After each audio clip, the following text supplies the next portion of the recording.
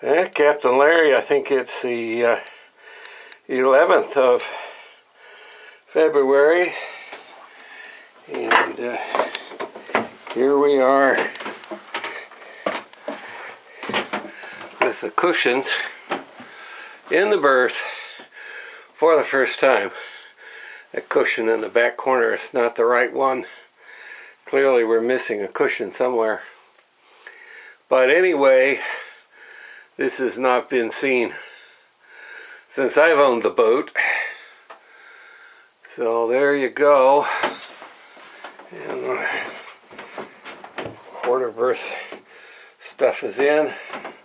I've got a bunch of stuff piled in the forecastle now, but got all cushions for it. So when I get this woodwork out of here, that will be ready. So by gum, I can come over here and sit down and look at the other side of the boat for a while. And I'm taking a nap and lying in that one pretty often, using the coveralls for a pillow, but now I can look at the other side of the boat. Oh boy, everything's all piled up everywhere, but we're getting there. Sawdust on the floor. Evidence that something's been going on around here.